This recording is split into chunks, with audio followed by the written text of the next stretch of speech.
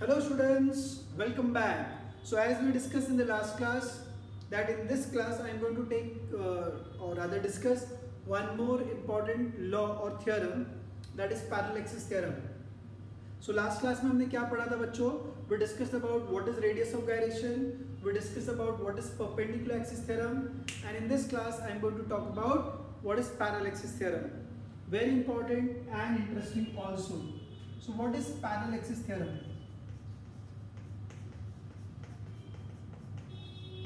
So जैसे बच्चों perpendicular axis theorem में all the axes were perpendicular to each other.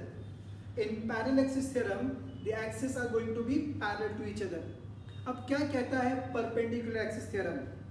So according to perpendicular axis theorem बच्चों, कि suppose we have a rigid body.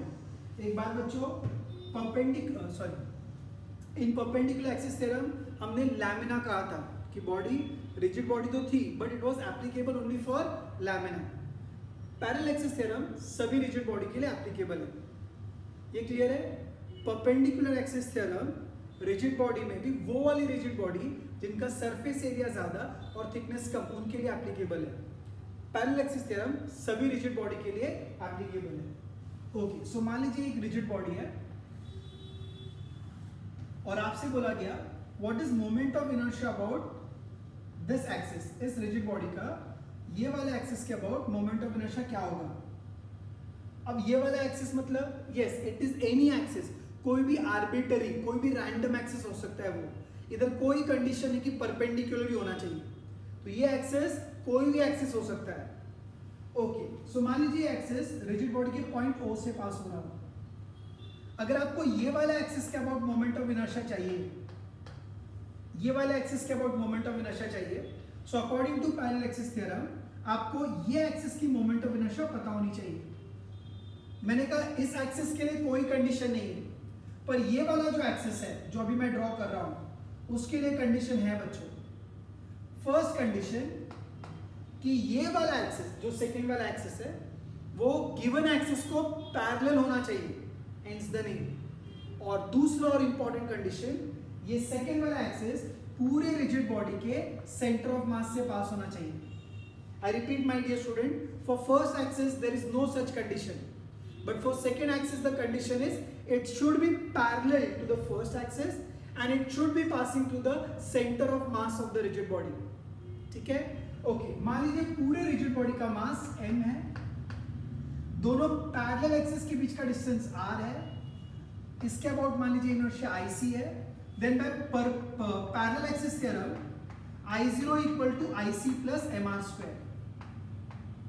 I0 equals to IC plus mr square. Now tell me what is I0? Can I say I0 is moment of inertia of a rigid body about any axis is equal to the sum of moment of inertia about a parallel axis passing to the center of mass and product of mass of the rigid body and square of the distance between the two parallel axes. मतलब किसी भी axis के about की moment of inertia is equal to the sum of inertia about parallel axis passing to the centre of mass and product of mass of the body and square of the distance between the two parallel axis. अभी इसको अगर मैं demonstrate करके बताऊं तो मान लीजिए ये कौन एक रिजिड बॉडी है, इसका मोमेंट ऑफ इनर्शिया कोई मुझसे पूछेगा ये वाला एक्सिस के अबाउट क्या होगा, तो मैं बोलूँगा ओके आपको ये वाला एक्सिस की इनर्शिया चाहिए तो पहले मुझे इसकी अबाउट इनर्शिया पता होनी चाहिए. तो मैंने क्या बोला, इसका मोमेंट ऑफ इनर्शिया इज इसका मोमेंट ऑफ इनर्शिया प्लस पूरे बॉडी का मास इनटू दोनों के बीच के डिस्टेंस का square. So moment of inertia of a rigid body about any axis is equal to the sum of its moment of inertia about a parallel axis passing to the center of mass, yes, and product of mass of the body and square of the distance between the two parallel axes. एक rigid body का किसी भी axis के about moment of inertia क्या होता है? वो होता है सम किसका? उसी रिजिड बॉडी का एक पैरेलल एक्सिस के अबाउट मोमेंट ऑफ इनर्शिया जो सेंटर ऑफ मास से पास होता है एंड पूरे बॉडी का मास और दोनों ही एक्सिस के बीच के डिस्टेंस का स्क्वायर. कोई बोलेगा नहीं मुझे इसका नहीं चाहिए, मुझे तो इसका मोमेंट ऑफ इनर्शिया चाहिए, तो आप क्या बोलेगा अच्छा इसका चाहिए, चलो तो अगर इसका मोमेंट ऑफ इनर्शिया चाहिए तो आप बोलोगे मुझे इसके अबाउट पता होना चाहिए. So now again these two axes. Okay yes, so मुझे इसके अबाउट इनर्शिया चाहिए. ओके तो पहले इसका पता होना चाहिए. So moment of inertia of a rigid body about any axis is equal to the sum of its moment of inertia about a parallel axis passing to the center of mass and product of mass of the body and square of the distance between them. So it's very simple. देख मैंने पहले ही कहा था कि parallel axis theorem का statement बहुत आसान है कि किसी भी axis की moment of inertia is the sum of parallel axis की moment of inertia प्लस पूरे बॉडी का मास और दोनों ही एक्सिस के बीच के डिस्टेंस का स्क्वायर. पर इसका मैथमेटिकल प्रूफ थोड़ा सा लेंथी है, चैलेंजिंग है और अच्छे से आना चाहिए. चलो तो व्हाट इज द तरीका, what was the method? Moment of inertia का मेथड क्या था? बड़े बॉडी का छोटा मास. तो मैं क्या करूंगा, पूरे रिजिड बॉडी का एक छोटा सा पार्टिकल लिया मैंने जो पॉइंट पी पर आज भी है, इसका मास आज भी डीएम है. ओके अब इसको मैं दोनों एक्सेस से ज्वाइन करता हूं ताकि मुझे डिस्टेंसेस मिल जाए. सो इसका एनी एक्सेस से जो डिस्टेंस है दैट इज ओपी और ये परपेंडिकुलर मैंने मार्क कर रखा है. सेंटर वाले एक्सेस से जो डिस्टेंस है वो मान लीजिए ओसी है या पीसी है, माफ कीजिए पीसी. ठीक है, अब मैं क्या करूंगा, फॉर डेरिवेशन एक कंस्ट्रक्शन में कर रहा हूं कि मैंने ओसी को आगे एक्सटेंड करा और P से उसके ऊपर एक परपेंडिकुलर ड्रॉप किया जो इस लाइन को Q पर कट कर रहा है और ये भी angle 90. So join O to P, C to P, OC को एक्सटेंड कर और P से उसके ऊपर एक परपेंडिकुलर ड्रॉप कर. चलिए बच्चों रेडी आप, इन ऑर्डर टू, ये हमारा प्रूफ है, ये प्रूफ करना है, that is our goal. Okay so पूरे रिजिड बॉडी का मैंने एक छोटा सा पार्टिकल लिया. अब क्या करेंगे, उसकी मोमेंट ऑफ इनर्शिया फाइंड करेंगे. चलिए लेट्स स्टार्ट बच्चों. So I'll say moment of inertia of dm about an axis, any axis मत लिख देना, about an axis passing through point O, passing through any arbitrary point O. I hope you are able to read. Yes, you are able to read. Passing through any point O. अब particle की inertia बच्चों, so particle की inertia को क्या लिखा जाएगा, आई तो पूरे बॉडी की तो d I, about any axis तो O will be d m multiplied by perpendicular distance. So इस पार्टिकल का ओ से परपेंडिकुलर डिस्टेंस क्या था बच्चों? यस वेरी नाइस, ओपी, शाबाश. So dm into OP square. Therefore I would say moment of inertia of rigid body, yes about, अभी वापस इतना कौन लिखेगा, about same axis is obtained by integration, and when I do integration, see what do I get? I get IO equals to integration of dm into OP square. That's my equation number 1. Clear बच्चों? Same perpendicular के जैसा ही है. उधर 3 बार ऐसा लिखा था हमने क्योंकि 3 एक्सिस थे, फिर पाइथागोरस थ्योरम अप्लाई किया था. इधर ये सेम कितनी बार लिखोगे? 2 बार, और फिर पाइथागोरस थ्योरम अप्लाई करोगे. See I have tried to keep the steps also similar. There we had 3 axes, तो ऐसा 3 बार, फिर पाइथागोरस थ्योरम. इधर एक्सेस कितने हैं? 2, सो 2 बार and then Pythagoras theorem. Okay alright, let's proceed further. चलो बच्चों आगे देखो. अब सी के लिए क्या लिखेंगे, चलो बताइए. Moment of inertia of DM about, moment of inertia of dm about an axis, about a parallel axis. Yes, parallel axis passing through, अरे बोलो, yes, passing through center of mass C. Okay, क्या लिखा जाएगा? Correct, DIC will be dm into OC square. इसीलिए क्या लिखोगे फिर? therefore moment of inertia of rigid body about same axis. yes, anyone? चलो बोलो जरा क्या होगा? yes, integrate this, तो IC will be integration of dm into OC square. that's my equation number 2. अब अगला स्टेप क्या था? Pythagoras theorem. You are able to recall that. Very nice. चलो तो पाइथागोरस थ्योरम कहाँ अप्लाई करेंगे, 1 में या 2 में? सो आई अप्लाई इन 2। क्यों सर, कैसे याद रखेंगे? उधर भी IZ में अप्लाई किया था जो लेफ्ट हैंड साइड पे था, यहाँ पे IO में अप्लाई करूंगा क्योंकि ये लेफ्ट हैंड साइड पे। So again just pay attention, again IO equals to integration of dm into OP square. सबको साथ रहना है बच्चों, very important, OP square. Okay, अब क्या करेंगे, देख, can we say OP square is OQ square plus PQ square. ये देख, ये ट्रायंगल में OP is OQ square plus PQ square. समझा पाइथागोरस थ्योरम, इजी है। So IO will be equal to integration of dm, hypotenuse theorem के हिसाब से क्या लिखा जाएगा, OQ square plus PQ square. Okay, but बच्चों ये आपको दिखाई दे रहा है क्या सर, OQ जो इतना बड़ा है, क्या मैं उसको OC प्लस CQ लिख सकता हूँ? जो OQ है, क्या मैं उसको OC प्लस CQ लिख सकता हूँ? Yes sir, of course sir. So I would say IO equals to integration of dm, OQ को लिखेंगे OC plus CQ the whole square, साथ में रहना बच्चों, plus PQ square. Are you able to read? Yes you are able to read. Okay, चलो so अभी आगे क्या लिखेंगे, IO इक्वल्स टू, हेल्प कर, integration of dm a plus b the whole square, a square plus b square.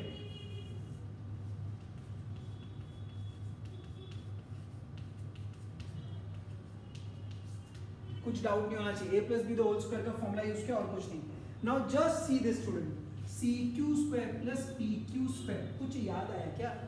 CQ square plus PQ square, CQ square plus PQ square is CP square, CQ square plus PQ square is CP square. समझा? So अगले step पे वो करने वाला हूँ।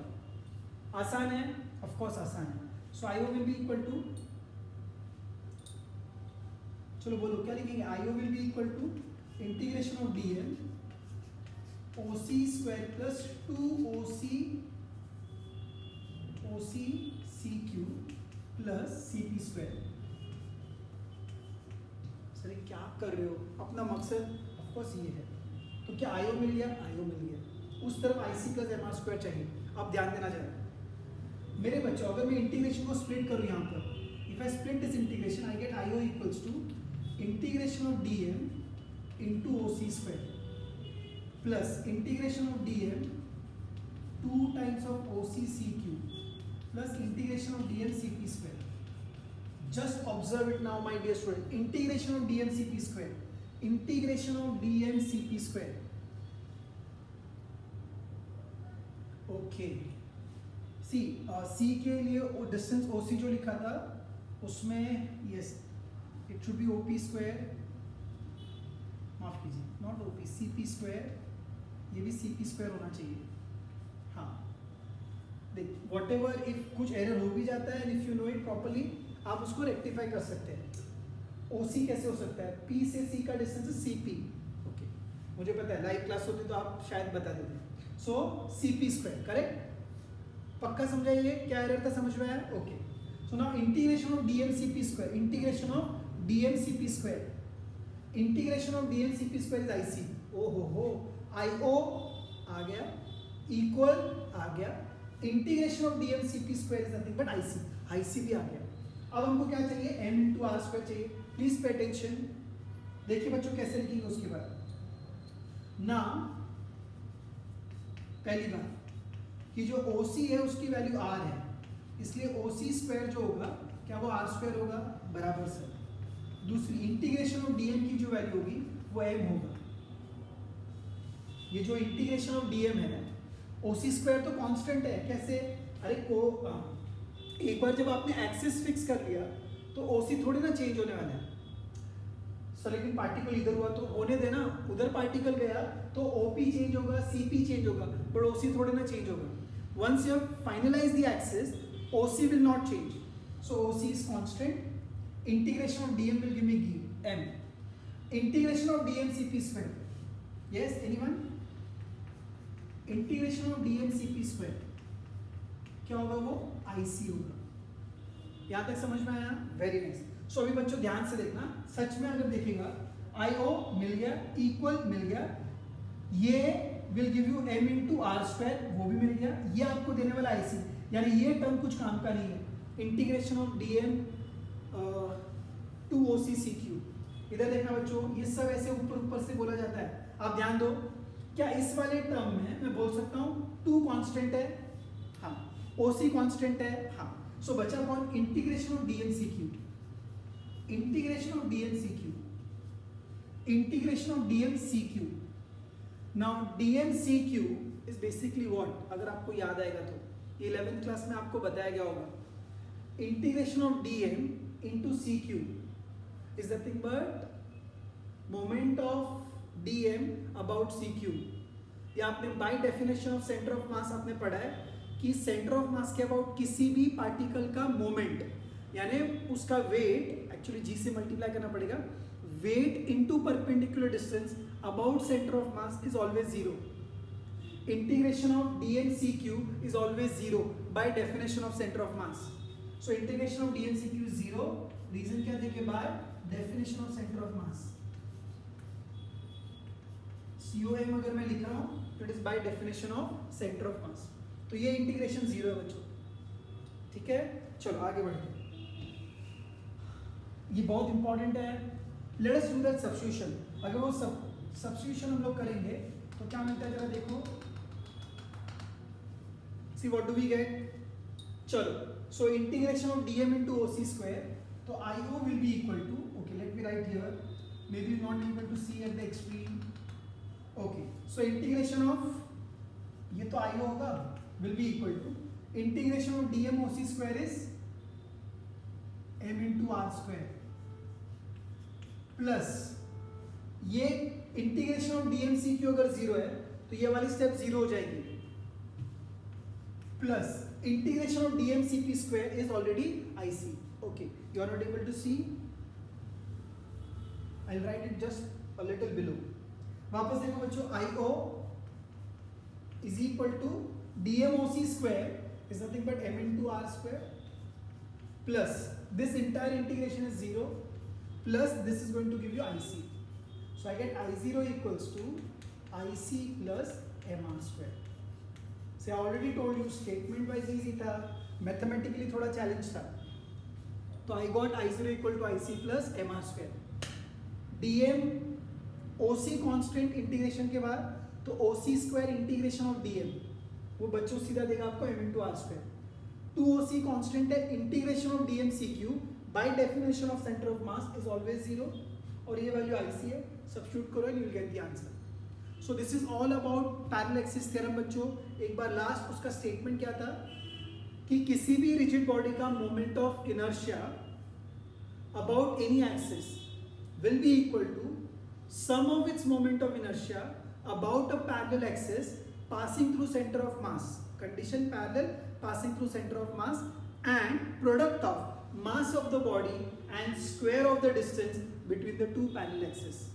ठीक है, product of mass of the body and square of the distance between two parallel axis. I hope ये आपको समझ में आया होगा बच्चों। प्लीज आप अच्छे से इसको नोट कर लीजिए, बहुत ही इंपॉर्टेंट डेरिवेशन है ये, आपकी थियोरी एग्जाम के लिए इंपॉर्टेंट है। चलो जल्दी से लिख लो बच्चों, स्क्रीन को पॉज करके नोट कर लो बच्चों जल्दी से। ओके, सो आई होप सभी बच्चों ने वो लिख लिया है।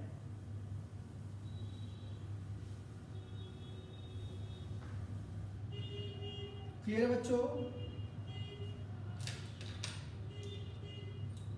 ओके, अब दोनों ही थ्योरम के एप्लीकेशंस है, applications of perpendicular axis theorem and parallel axis theorem, दोनों के एप्लीकेशन हमको पता होने चाहिए। सो एप्लीकेशंस,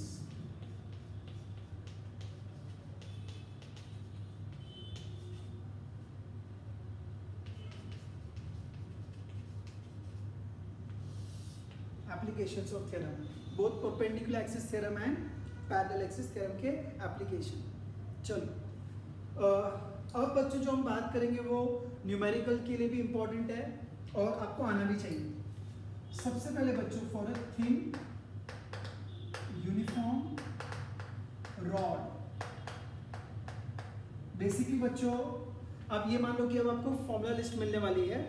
रोटेशनल की, अलग अलग ऑब्जेक्ट का अलग अलग एक्सिस का मोमेंट ऑफ इनर्शिया। प्लीज जरा ध्यान से सुनिएगा।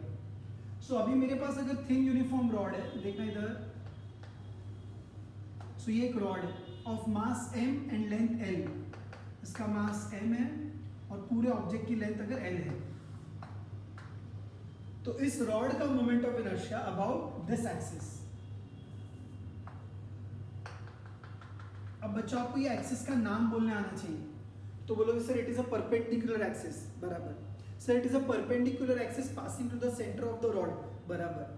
तो इसको बोलेंगे ट्रांसवर्स एक्सिस, परपेंडिकुलर मतलब transverse axis passing to the centre of the rod. So moment of inertia of a thin uniform rod about an axis passing to the center and perpendicular to its length, numerical में काम आएगा, is given by I is equals to ml square by 12। हाँ, ये derivation नहीं दिया है book में, करना भी नहीं है, हालांकि बहुत इजी है इसका डेरिवेशन, रिंग और डिस्क जैसे डिराइव किया इसको भी डिराइव कर सकते हैं, but I am giving a direct formula, ये आपको टिप ऑफ द टंग पे बाय हार्ट होना चाहिए।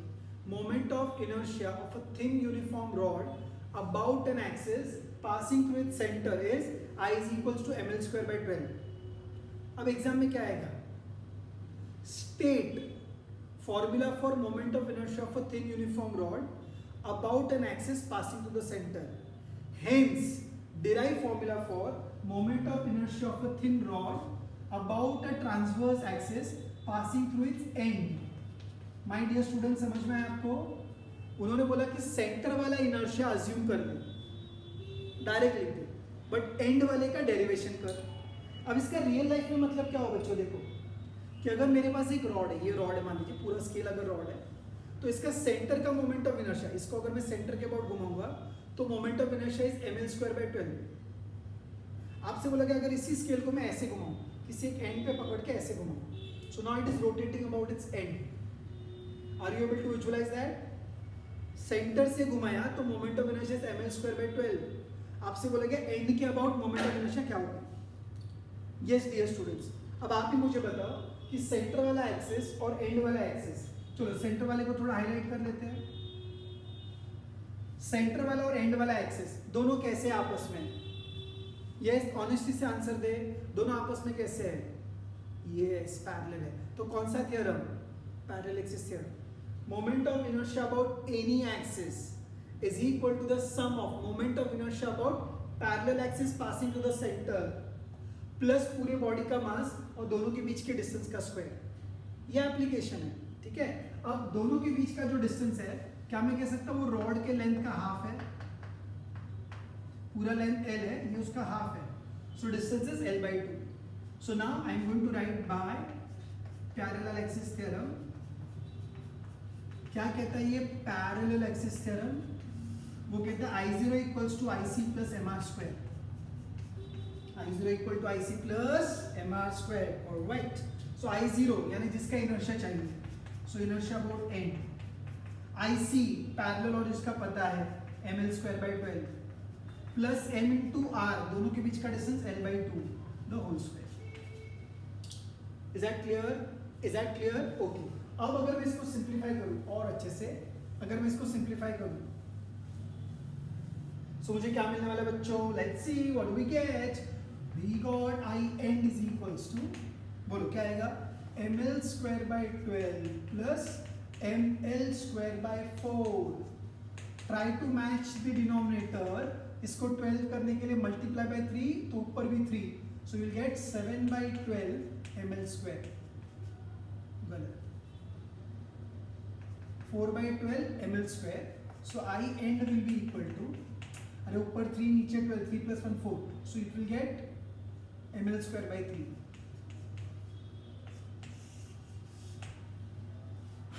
This is formula for moment of inertia of a rod about its end।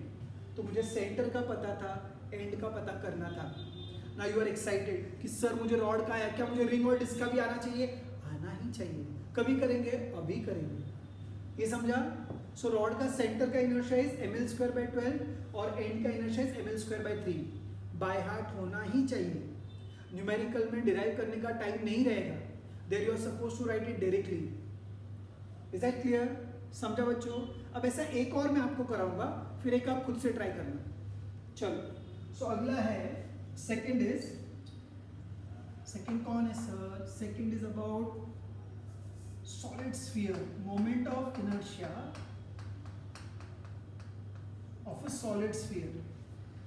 Solid sphere का मोमेंट ऑफ इनर्शिया। तो अभी बच्चों एक ये मान लीजिए स्फेरिकल ऑब्जेक्ट है, अबाउट इट्स डायमीटर, ये इसकी डायमीटर है। सॉलिड स्फीयर को रिप्रेजेंट करने का तरीका मेरा ऐसा ना, मैं ऐसे ड्रॉ करता हूँ, एक गोल बना के अंदर स्ट्राइप्स बनाऊंगा ताकि आपको याद रहे it's a solid sphere.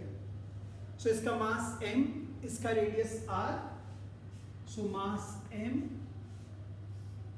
Radius r, इसके डायमीटर का फॉर्मूला आप स्टेट कर सकते हो, you can write that formula, but you have to derive formula for this axis. अभी कोई तो मेरा भोला भाला बच्चा घर बैठे बैठे बोलेगा सर ये तो डायमीटर का एंड है, तो तू एक सिली मिस्टेक कर रहा है। डायमीटर को एंड नहीं होता बच्चों, वो उसका टैंजेंट है, टैंजेंट। सो डायमीटर, स्फीयर को एंड नहीं है, स्फीयर के डायमीटर का फॉर्मूला अज्यूम कर, स्टेट कर, और टैंजेंट का फॉर्मूला डिराइव कर। सो मुझे इनर्शिया अबाउट टैंजेंट चाहिए, सो मैंने लिखा IT, T is for tangent. Diameter का इनर्शिया मुझे पता है, डायमीटर का इनर्शिया इज 2/5 mr²। सर ये भी याद रखना है, of course we don't have any option, you have to by heart it. So inertia of a solid sphere about its diameter is 2/5 mr²। using it इसको use करके आपको find करना है moment of inertia about tangent. Yes, इसको use करके you have to find moment of inertia about tangent. क्या करेंगे बच्चों? वंस अगेन टेल मी, दोनों एक्सिस कैसे है? वेरी नाइस, इजी है। दोनों एक्सिस कैसे है? Both the axis are parallel, so I am going to shoot by parallel axis theorem. Yes, by parallel axis theorem. क्या कहता है parallel axis theorem? I0 equal to IC plus mr²। I0 जिसकी inertia चाहिए वो है IT, IC मतलब जो parallel है।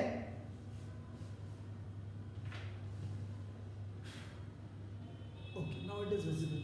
IT will be equal to I diameter plus m into, okay, दोनों के बीच का distance, can we say it is equal to radius? Of course, so r²। so I tangent is I diameter, how much is that?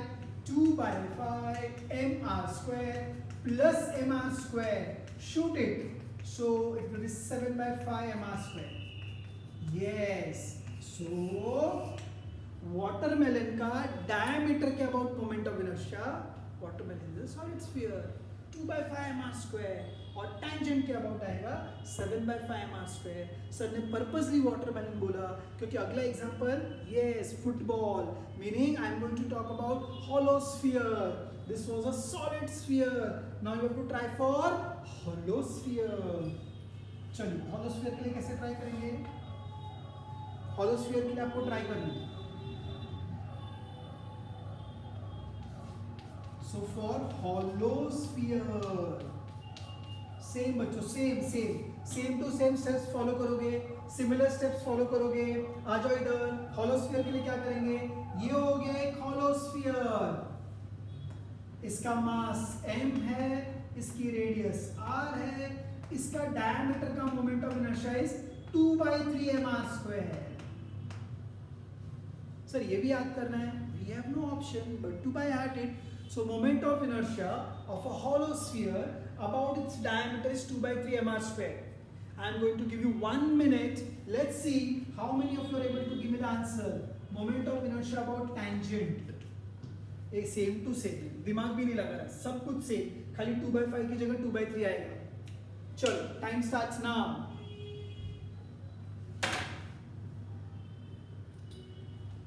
हाँ, खाली answer देने के लिए मत करना, पूरा अच्छे से स्टेप्स लिखो। बाय कौन सा theorem? Parallel axis theorem. I0 equal to IC plus mr², R is capital R, ID, IC is ID is this, instead of this you will write 2/3। so finally my dear students, answer about tangent is 5/3 mr²। 2/3 mr² plus mr² is 5/3 mr². I hope you all got it. सबको मिला ये answer? मिलना ही चाहिए, सबको मिला ये answer?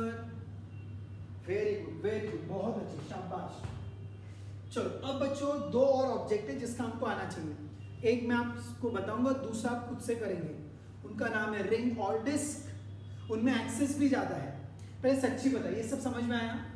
अब आपको लग रहा है सर कब से पैरेलल ही कराए जा रहे हो, परपेंडिकुलर तो आया नहीं। क्या बोलते हैं, सबर करो, है ना। चलो रेडी है बच्चों? आई होप आप सबने ये लिख लिया।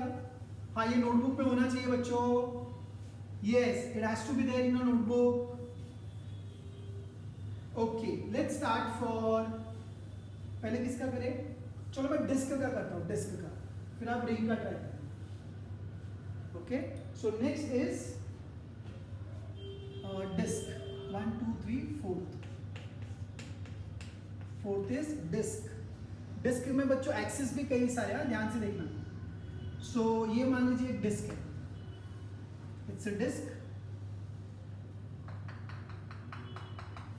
ये इसका सेंटर वाला एक्सिस जिसका इनर्शिया मैंने डिराइव किया था, yes derive, it is mr²/2।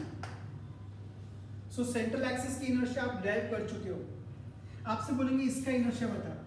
Sir इसका मतलब किसका, ये लाइन क्या है, आप ही मुझे बताओ। What does this line means? Yes, ये लाइन डिस्क के लिए क्या होगी? डायामीटर। सिमिलरली 2D में ये भी देख, ये भी क्या होगा? Diameter. I hope you understood. हाँ इजी है। अच्छा, ये लाइन क्या होगा? ये लाइन, हाँ सर मुझे मालूम है, दिस इज टैंजेंट। अच्छा भाई ये टैंजेंट है, तो बता ये क्या होगा? ये what would should be this, आप इसको क्या बुलाएंगे? सर ये भी टैंजेंट है, दो tangent, this is tangent in the plane, इसलिए ITP लिखा। इसी के साथ मन में डाउट शुरू, तो सर आ गए आपको समझाने के लिए। ये सेंटर, ये लाइन, अच्छा आपको दिखेगी नहीं, ये लाइन डायामीटर, ये भी लाइन डायामीटर। अगर ये डिस्क है तो ये सेंटर वाला एक्सिस, ये डायामीटर, ये डायामीटर। ये क्या है सर? टैंजेंट। ये क्या है सर? ये भी tangent. But can we say this tangent is in the plane of the disc and this tangent is perpendicular to the plane of the disc? Hello, idhar, this is tangent, gada, this is center, this is diameter, this is diameter, this is tangent perpendicular to the plane, this is tangent in the plane, perpendicular in the plane, diameter, center. सो अभी ये सारे axis का moment of inertia find करना है। कैसे करेंगे? चलो एक एक करके करते हैं। पहले हम शूट करते हैं डायमीटर को।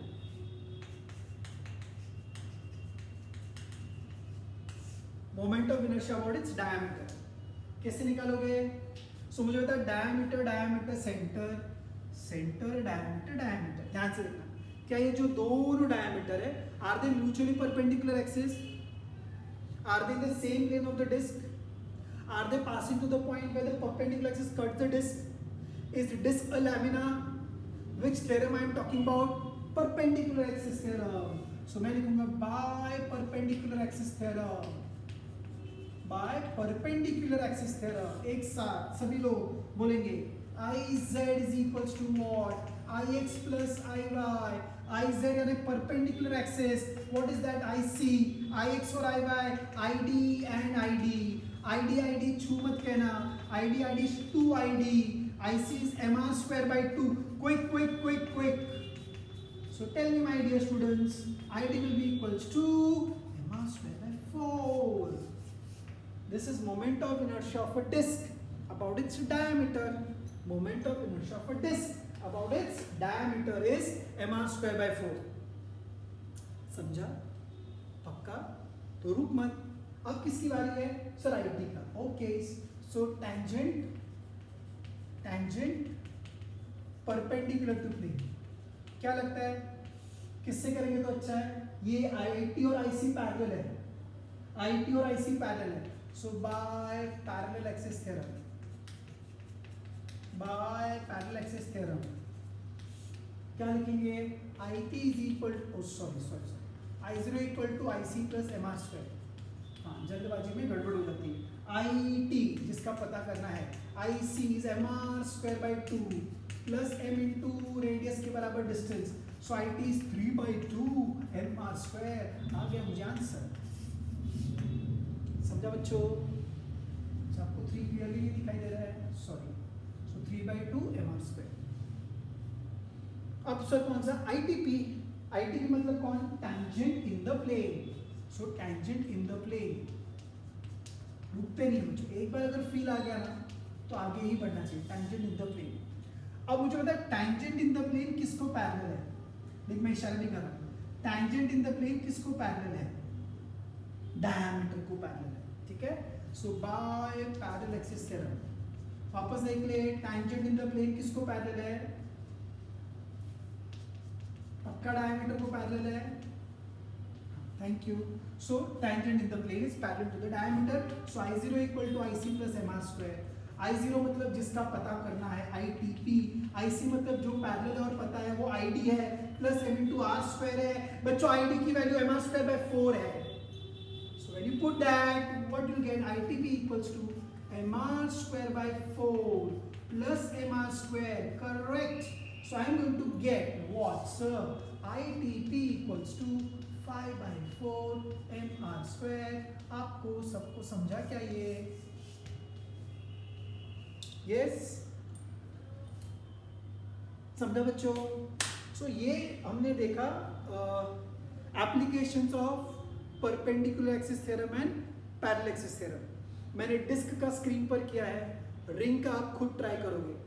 रिंग का सेंटर का फॉर्मूला एम आर स्क्वायर होगा, तो जहां एम आर स्क्वायर 2 था बच्चों वहां सिर्फ एम आर स्क्वायर, बाकी सब कॉपी करके खुद से ट्राई करना। And this I am going to discuss in the live class, तो ईमानदारी से ट्राई करना। रिंग के लिए सारे फॉर्मूले। Is that clear? ओके बच्चों, see you in the next class, take care, bye bye.